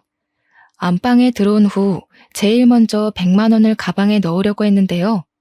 놀랍게도 봉투에 있어야 할 100만 원은 소리 소문 없이 사라져 있더군요. 깜짝 놀랄 수밖에 없었어요. 반상회 모임에 나갈 때만 해도 멀쩡하게 있던 100만 원이 갑자기 사라지다뇨. 말이 안 되잖아요. 그래서 제일 먼저 딸아이의 방을 찾아갔어요. 너 엄마 서랍에 있던 100만 원 건드렸니? 그 큰돈을 내가 뭐하러 엄마 몰래 건드려. 금방 들통날 텐데. 엄마 아까 반상회 나갔잖아. 반상회 모임 갔다가 흘리고 온 거 아니야? 나는 진짜 아니니까 다시 잘 찾아봐. 역시나 딸아이는 자신이 한 짓이 절대 아니라며 손사래를 쳤어요. 딸아이가 지갑에 손을 댄 적이 있다면 의심을 할 테지만 한 번도 허락 없이 저희 부부의 지갑에 손을 댄 적이 없기에 차마 딸아이를 의심할 수 없었네요. 고심하던 순간 딸아이의 친구가 급히 집으로 돌아간 것이 떠올랐습니다. 그래서 딸아이에게 그 아이가 사는 곳의 주소를 받아 찾아가게 된 것이죠. 이쯤 되니 갑자기 100만 원이나 되는 큰 돈을 왜 훔쳤을지 궁금했어요. 한편으로는 이미 100만 원이란 큰 돈을 다 써버렸으면 어떡하나 걱정이 되기도 했고요. 딸아이가 알려준 주소는 오래된 다가구 주택이 모여있는 곳이었는데요. 딸아이의 친구는 그 중에서도 제일 후미지고 높은 곳에 위치한 판자촌이었습니다. 문을 두드리자 딸아이의 친구는 바로 문을 열더군요. 딸아이의 친구는 제가 자신의 눈앞에 있다는 사실에 깜짝 놀란 표정이었어요. 요리조리 누나를 굴리는 아이의 모습을 보자 확실히 100만 원을 훔쳐간 것이 맞구나 확신이 들었습니다. 안방에 있던 100만 원 네가 가지고 갔니? 네. 자신은 아니라며 딱 잡아댈 줄 알았는데 딸아이의 친구는 의외로 순순히 100만 원을 가지고 간 것이 자신이라고 인정을 했어요. 문을 두드릴 때만 하더라도 남의 돈에 손을 댄 행동을 따끔하게 혼내야겠다고 생각했지만 막상 벌벌 떨고 있는 아이의 모습을 보자 그렇게 못하겠더라고요. 그래서 화를 내는 대신 차분하게 왜 100만 원에 손을 댔는지 물어보았죠. 차분하게 이유를 묻자 딸아이의 친구는 울먹이며 100만 원에 손을 댄 이유를 털어놓기 시작했네요. 죄송해요. 아줌마나 연희가 저한테 해주던 걸 생각하면 절대로 그러면 안 됐는데 엄마 수술비가 모자라서 어쩔 수가 없었어요. 엄마가 수술을 하셨다고? 혹시 어디가 많이 아프시니? 사실 저희 엄마가 암에 걸리셨거든요. 지금까지는 보험회사에서 나오는 보험금으로 꾸역꾸역 버텼었는데 얼마 전에 아빠가 엄마 보험금으로 나온 돈을 가지고 도망가서요. 내일 당장 수술인데다가 돈이라고는 집에 있는 현금 10만 원이 전부여서 그만. 정말 죄송해요, 아줌마. 그러면 안 됐었는데 100만 원 보자마자 눈이 뒤집혀서 배은망덕하게 아줌마가 저한테 잘해주신 것도 까먹고 그만 실수를 저지르고 말았어요. 처음에는 아이의 말을 쉽게 믿을 수가 없었습니다. 아무리 어리다고는 해도 돈 앞에서는 얼마든지 영악해질 수 있는 게 사람이잖아요. 하지만 딸아이의 친구를 따라 병실에 들어간 후 저는 그 아이의 말을 믿을 수밖에 없었네요. 침대에는 위태롭게 산소호흡기를 꽂은 채 앙상하게 말라있는 여자가 누워 있었거든요. 숨만 간신히 쉬고 있는 여자를 보자 가슴이 찡하게 울려오더군요. 아직 20살도 안 된 어린 것이 수술비가 없어서 얼마나 발을 동동 굴렀을까라는 생각 때문에요. 그리고 이런 안타까움은 아픈 아내와 딸을 두고 도망갔다는 남자에 대한 의아함으로 이어졌어요. 딸아이의 친구에게 물어보자 부끄러운 듯 우물쭈물하던 아이는 남자에 대한 설명을 해주었죠. 원래부터 도박 중독자였던 아빠는 엄마와 이혼을 한 후에도 몰래 집으로 들어와 돈을 들고 도망을 가기 일쑤였다고 해요. 아빠가 집안을 쑥대밭으로 만들고 갈 때면 엄마는 술을 마셨었는데요. 처음에는 한 병으로 시작하던 주량이 나중에는 주체할 수 없을 정도로 늘어나 결국 암에 걸리기까지 했다더군요. 기가 막혔습니다. 결국 아이의 엄마가 아프게 된 것도 착하던 아이가 남의 돈에 손을 대게 된 것도 모두 아빠라는 작자가 도박에 손을 대며 생긴 일이잖아요. 죄송하다며 연신 고개를 조아리는 아이의 모습을 보니 착잡했던 마음은 더 깊어만 졌고요. 잘못된 선택을 할 수밖에 없었던 아이의 마음을 떠올리자 마음은 무거워졌고 결국 직접 나서서 병원비를 해결하기로 마음을 먹게 되었네요.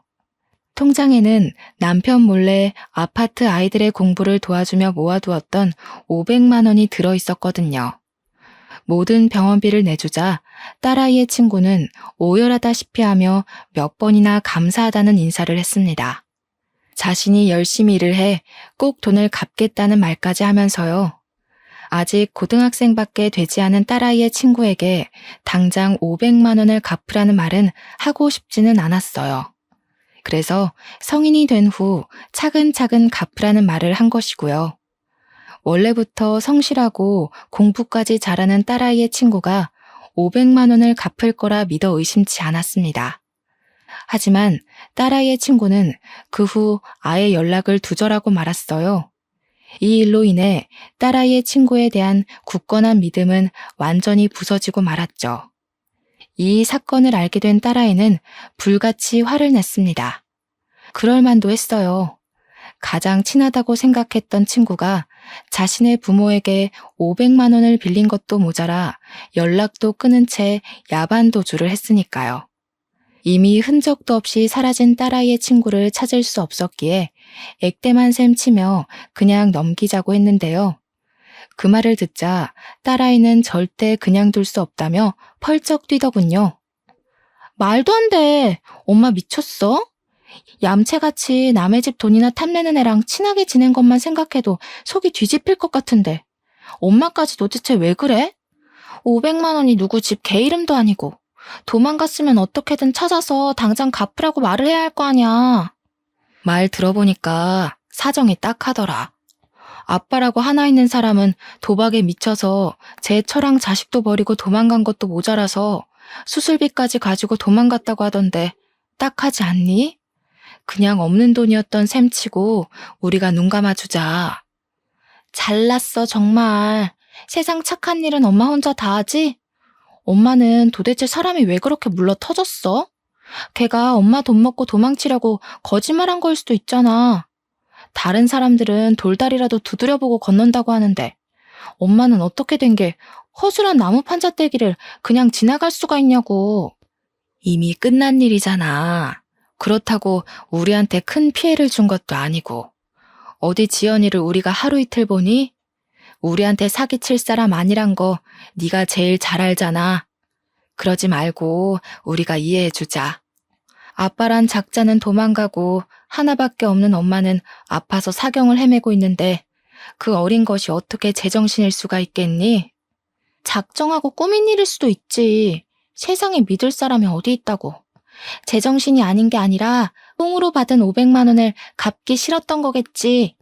엄마가 뭐라고 하던 나는 지연이 찾아내서 500만 원도 돌려받고 사과도 받을 거야.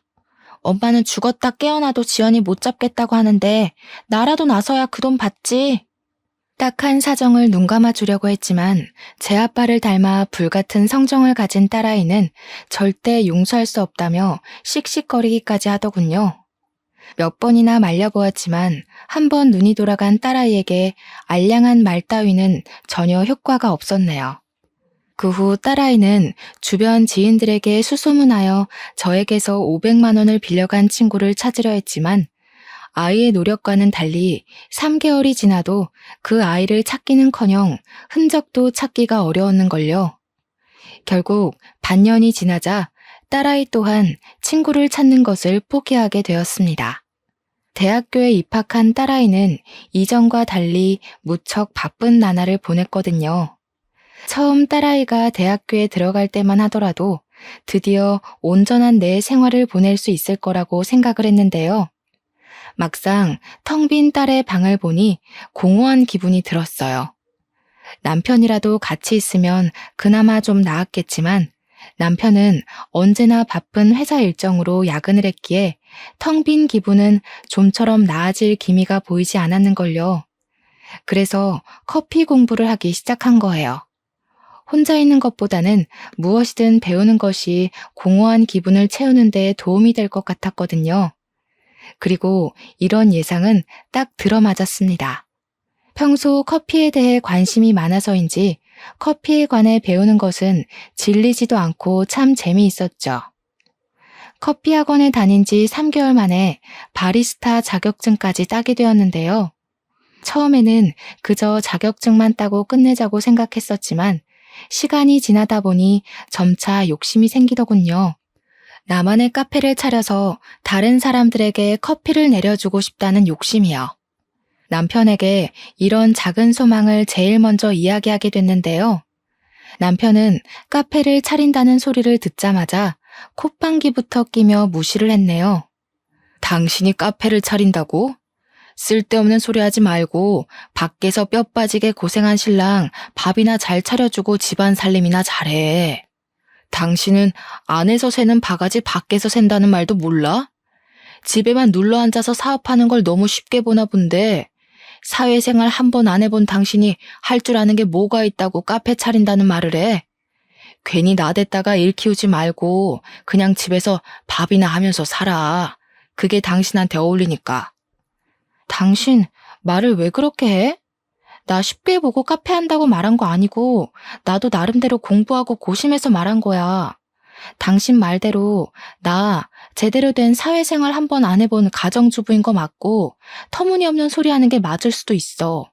근데 남편이면 아무리 터무니없는 소리라고 해도 들어줘야 하는 거 아니야? 밖에서 돈 벌어오는 것도 피곤한데 내가 당신 헛소리 하는 것까지 들어줘야 돼? 괜히 지나가는 바람에 쓸데없는 생각하지 말고 집안 살림이나 잘해. 남편의 말을 들으니 슬슬 짜증이 나더군요. 치사해 보일까 말은 못했지만 사실 제가 남편보다 더 좋은 대학교에 나왔었거든요. 가부장적이던 아버지의 강요가 아니었다면 남편보다 더 좋은 기업에 가서 일을 할 수도 있었고요. 그렇다 보니 남편이 못 배운 사람 취급하는 것을 도저히 견딜 수가 없었네요. 내가 카페 차리는데 당신한테 돈을 보태달라고 한 것도 아니고 그렇다고 카페 운영을 같이 하자고 한 것도 아닌데 왜 자꾸 삐딱하게 나오는 건데? 내가 집에서 살림만 하자고 당신이랑 결혼한 줄 알아? 당신은 주말마다 등산이며 낚시며 한 주도 안 거르고 나가서 놀면서 나는 왜 집에 처박혀서 살림만 해야 되는데 아 참나 어디 집에서 살림만 하는 여자랑 밖에서 일하는 남자랑 같아?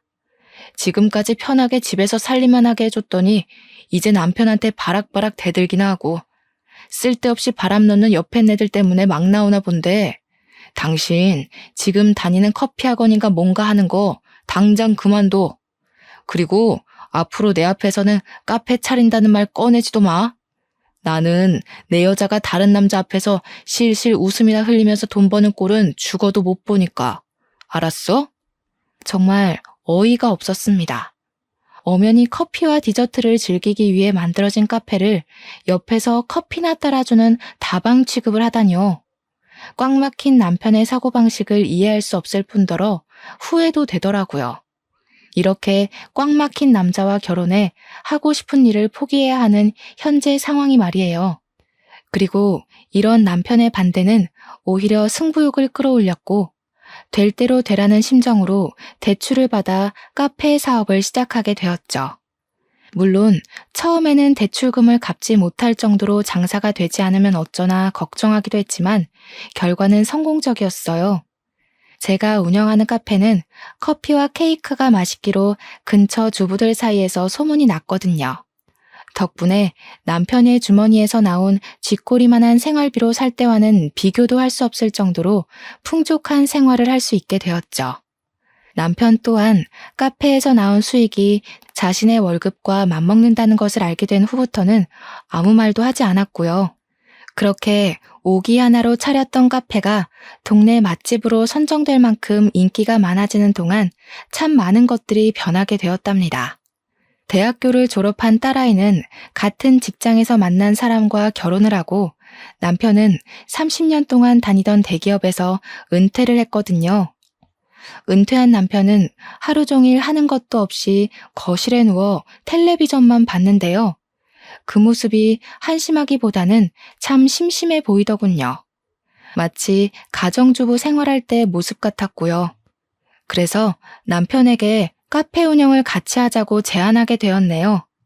집에 누워 심심한 시간을 보내는 것보다는 밖에 나와 일을 하며 일손도 돕고 돈도 버는 것이 더 좋잖아요. 하지만 남편은 단칼에 저의 제안을 거절했어요. 한평생을 대기업에서 일하던 자신이 어떻게 카페 일을 하냐면서요. 그러고는 갑자기 낚시용품 사업을 시작한다며 난리를 피우기 시작했습니다. 걱정되는 마음에 말리려고 해봤지만 남편은 버럭 성을 내었죠. 어디 여자가 남자 하는 일에 끼어들어? 그러는 당신은 내 말 잘 들어서 지금까지 실실 웃음이나 흘리면서 카페 사업하고 있고? 두고 봐. 카페랑은 비교도 안 될 만큼 성공해서 별 가짜는 카페 하나 때문에 빳빳하게 치솟은 당신 코를 납작하게 만들어줄 테니까. 지금 경쟁하자고 당신한테 그런 얘기하는 게 아니잖아. 카페야 나이에 상관없이 다들 많이 온다고 하지만 낚시는 다르잖아. 바닷가에서 자리 잡고 시작해도 운영될까 말까 한 게 낚시용품 사업인데 바다는커녕 제대로 된 강가도 없는 여기서 누가 낚시용품을 사겠냐고. 이렇게 생각하는 게 짧으니 사회에 나와서도 남자들한테 밀리지. 인터넷으로 팔면 되지 뭐하러 바닷가까지 가서 물건을 파냐고. 당신 나한테 훈계할 시간에 가서 공부나 더 하고 와. 되지도 않는 머리 굴리면서 하늘 같은 서방 기껏 끌 생각이나 하지 말고. 걱정이 돼서 한 말이었지만 남편은 제가 자기를 무시한다고 생각하는 모양이었어요. 오해를 하는 남편에게 다시 이야기를 하려 했지만 남편은 그때마다 직장 생활을 하지 않은 것을 걸고 넘어지며 헐뜯기 바빴는걸요. 딸까지 합세하여 남편을 말려보았지만 사업을 하겠다는 남편의 고집을 꺾기에는 역부족이었고 남편은 결국 사업을 하고 말았네요. 착잡한 마음 때문에 잠도 설치는 저희 모녀와 다르게 남편은 그저 신나 보였어요. 그럴 만도 했습니다.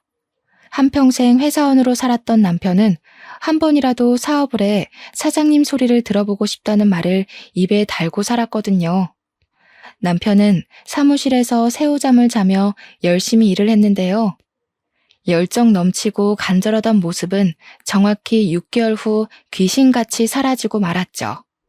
제가 뜯어 말릴 정도로 사무실에서 살림을 차리던 모습은 온데간데 없이 거실에서 리모컨만 만지작거렸고요. 사업을 내팽개친 남편의 모습을 보니 실망스러움을 감출 수가 없더군요. 큰 성공을 바란 것은 아니지만 가족의 반대까지 겪으며 시작한 일을 흐지부지하게 끝내다니 있을 수 없는 일이잖아요. 당신 계속 집에서 리모컨만 붙잡고 있을 거면 제발 사업 정리라도 해. 다달이 사무실 유지에 들어가는 돈이 얼만데 당신은 아깝지도 않아?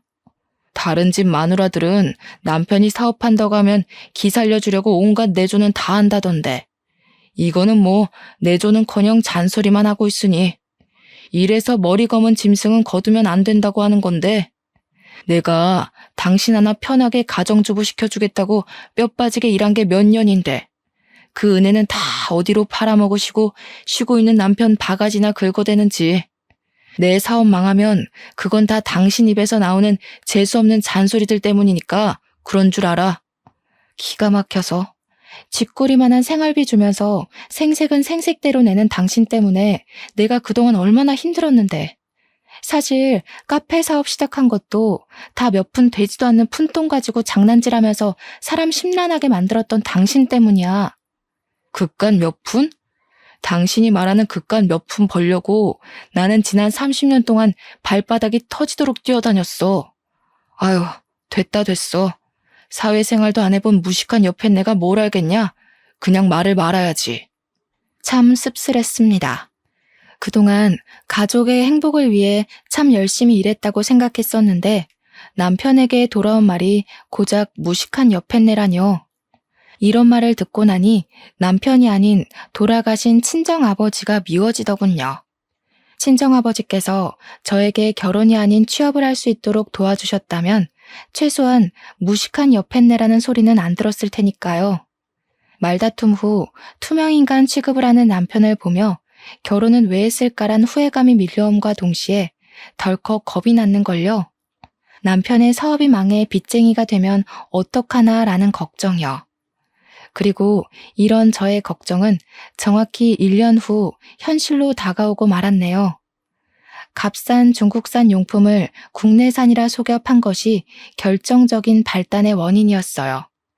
남편은 원산지를 속였을 뿐만 아니라 싸구려 용품을 비싼 값에 파는 양심 없는 짓까지 했죠.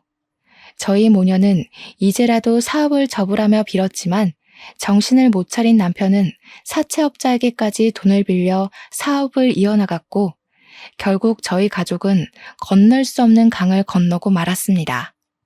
눈덩이처럼 불어나는 이자를 갚지 못하자 사채업자들은 귀신같이 찾아와 남편을 독촉했는데요. 그제야 사태의 심각성을 깨달은 남편은 사업을 정리하려 했지만 이미 상황은 최악으로 치닫고 있었죠. 남편이 사업에서 실패한 후 저희 가족에게 남은 것은 막대한 빚더미뿐이었어요.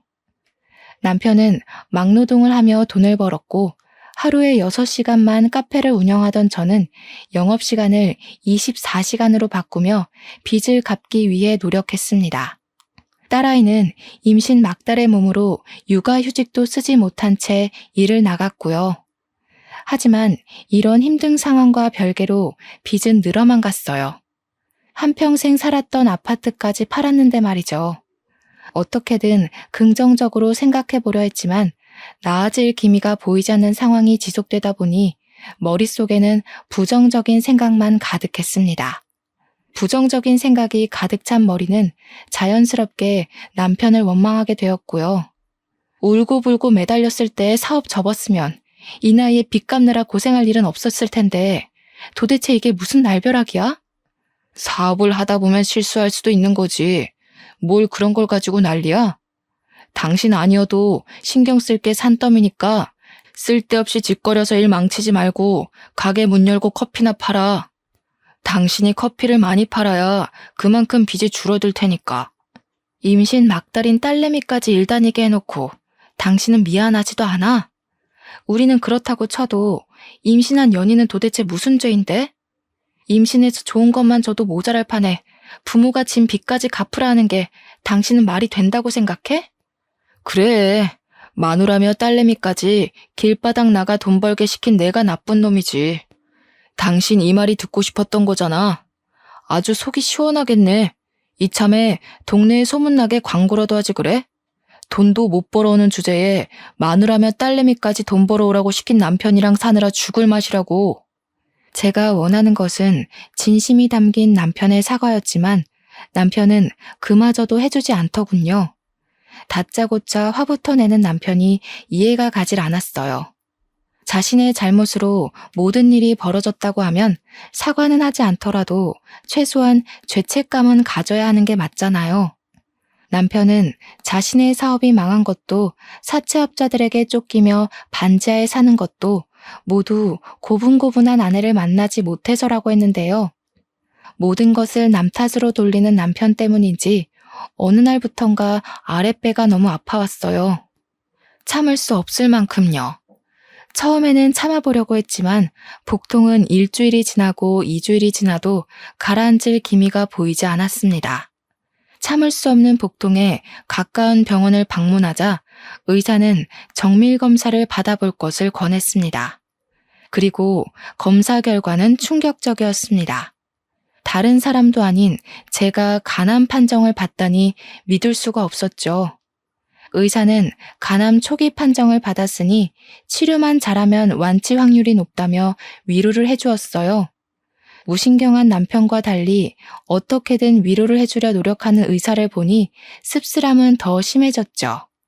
빚쟁이한테 시달리는 와중에 간암에까지 걸리다니 참 하늘이 원망스럽더군요. 딸아이는 치료에 전념할 수 있도록 자신이 노력한다고 했는데요.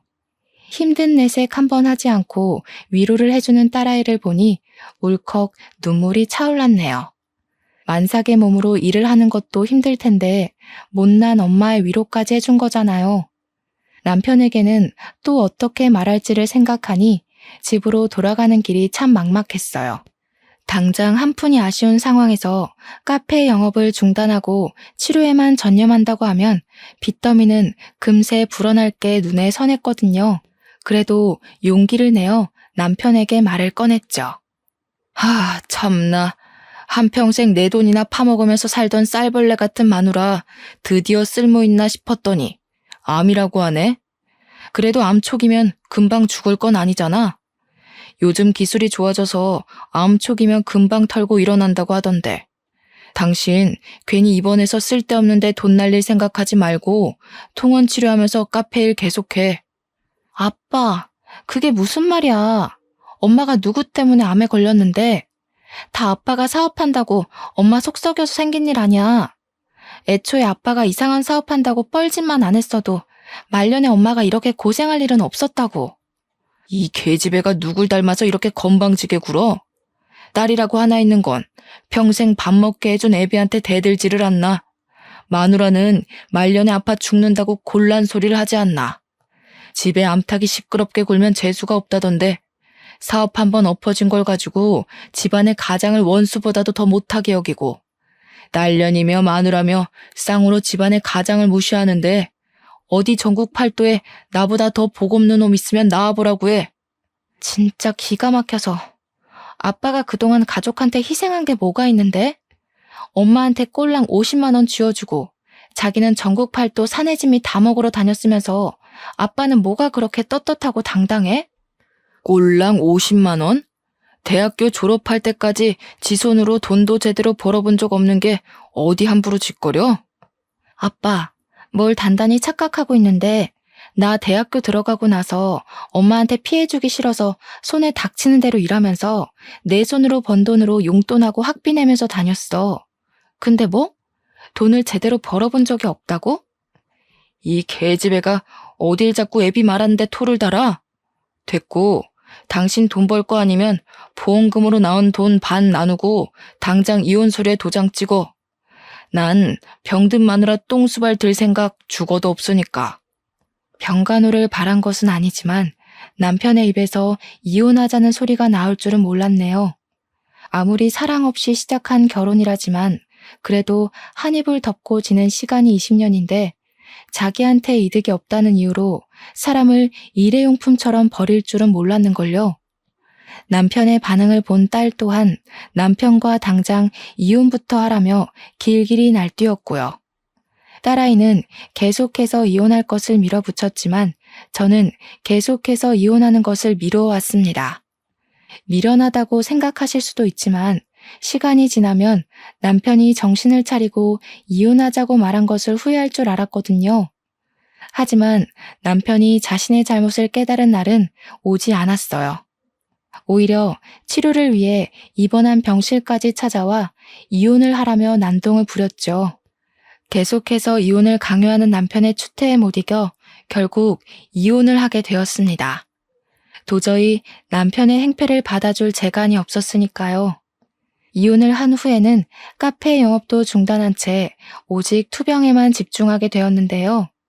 그쯤 남편은 파산 신청을 했기에 오히려 마음이 더 홀가분하더군요. 더 이상 갚아야 하는 돈을 신경 쓸 일은 없는 거니까요. 그래서 되도록 긍정적인 마음을 먹기 위해 노력하며 투병 생활에도 그 누구보다 적극적으로 임하게 되었네요. 하지만 빨리 낫고 싶다는 간절한 마음과는 다르게 몸은 하루가 다르게 나빠졌어요. 치료를 할수록 악화되는 몸 상태에 결국 카페를 처분하기까지 이르렀고요. 10년 넘게 운영하던 카페를 처분하는 것이 쉬운 일은 아니었지만 몸이 따라주지 않았기에 어쩔 수가 없었죠. 그리고 카페를 내놓은 지 일주일도 안 돼 부동산에서 연락이 오더군요. 카페를 인수하겠다는 사람이 나타났다면서요. 카페를 인수하겠다는 사람이 나타난 것은 기쁜 일이었지만 한편으로는 착잡하기도 하더라고요. 어찌되었던 10년 동안 정들었던 카페를 내놓아야 하는 일이었으니까요. 무작정 기쁘지도 무작정 슬프지도 않은 마음에 카페를 가게 되었는데요. 카페 앞에 도착하자 까무러칠 만큼 놀라고 말았네요. 카페 인수를 하겠다고 나타난 사람은 다른 누구도 아닌 딸아이의 친구였거든요. 같이 온 딸아이 또한 저와 마찬가지로 많이 놀란 듯 보였어요. 하지만 놀랐다는 사실이 무색하도록 딸아이는 친구에게로 달려들어 멱살을 들어 올렸습니다. 염치도 없게 500만 원이나 되는 돈 훔쳐먹고 달아난 주제에 여기가 어디라고 기어 올라와? 세상은 참 불공평해. 가족 팔면서 남의 돈 홀랑 뺏어먹고 도망간 사기꾼은 이렇게 멀쩡하게 살아서 카페 인수까지 하겠다고 나타났는데 정작 사기당한 우리 엄마는 몹쓸 병에 걸려서 남 좋은 일만 시키고 말이야. 엄마는 용서할지 몰라도 나는 절대로 너 용서 못해. 말리려고 했지만 딸아이의 힘을 이기기 역부족이었습니다. 만삭의 몸으로 어떻게 이런 괴력이 나오나 의아할 정도로 딸아이는 친구에게 달려들었거든요. 딸아이의 친구의 얼굴에 생채기가 나오고 주위 사람들의 시선이 몰리자 덜컥 겁이 나더군요. 괜히 주위에서 신고를 한다면 딸아이는 만삭의 몸으로 경찰서에 갈 수도 있는 거잖아요. 그래서 죽기 살기로 딸아이의 허리를 붙들며 제발 그만하라 호소를 하였죠. 간신히 이성을 찾은 딸아이는 씩씩거리면서 자신의 친구를 노려보았는데요. 한참을 아무 말 없이 서 있던 딸아이의 친구는 가방에서 돈봉투를 꺼내 저에게 건네더라고요. 하얀 돈봉투 안에는 500만 원이 그대로 들어있었습니다. 딸아이는 봉투에 든 돈의 액수를 세어본 후 콧방귀를 뀌었고요. 쥐꼬리만한 양심은 남아있었나 보지? 10년이 지난 지금에서야 500만 원을 갚은 걸 보면 너한테도 아줌마한테도 너무 미안해서 내가 할 말이 없어. 이렇게 늦을 거라고 생각하지는 못했는데 너무 미안해. 그래도 이거 하나만은 알아줘. 도망간 이후로 너랑 아줌마 생각에 하루도 편하게 잠들었던 날이 없었어. 기가 찬다, 기가 차. 이유가 어찌되었건 비겁하게 도망부터 친 사기꾼 말 듣고 싶지도 않으니까 당장 내 눈앞에서 사라져. 딸아이의 냉랭한 태도가 계속되자 그 아이는 아스팔트 바닥에 무릎을 꿇으며 그동안 있었던 일을 말해주었어요. 알고 보니 엄마는 수술 도중 눈을 감게 되었고 장례식을 치르는 도중 빚쟁이들이 찾아왔다고 해요. 아빠라는 작자가 아이의 앞으로 헤아릴 수도 없을 만큼의 도박빚을 달아놓은 것이었죠. 아빠의 도박빚을 갚다 지친 아이는 저에게 빌린 500만 원은 갚을 엄두조차 않나 도망치게 된 것이고요. 몇 년간 도박빚 때문에 빚쟁이들을 피해 다니며 살던 아이는 우연한 계기로 쇼핑몰 사업을 시작했다고 했고 사업은 대박이 났다고 해요. 아빠의 도박빚을 다 갚은 후에는 자연스럽게 저에게 빌려갔던 500만 원이 생각났고요. 그래서 수소문에 저희 모녀를 찾아온 것이죠. 절절한 사연에 가슴이 아파왔는데요. 딸아이는 냉소적인 반응을 보였어요. 딸아이의 친구는 어떻게든 자신이 돕겠다고 했지만 딸아이는 그런 친구의 손을 뿌리쳤고요. 소동이 있은 후 저는 다시 투병 생활을 시작했는데요. 의사는 조심스럽게 간 이식을 권하더군요. 항암 치료를 하면 할수록 몸 상태는 점점 나빠졌기에 간 이식이 최후의 방법이라면서요. 절망적이었습니다. 이혼한 남편은 절대로 간 이식을 해줄 리가 없었고 임신 막달인 딸에게는 죽어도 간 이식을 받고 싶지 않았거든요. 그런데 세상에 죽으라는 법은 없는지 얼마 후 의사는 기증자가 나타났다며 수술 준비를 하라고 말을 했어요.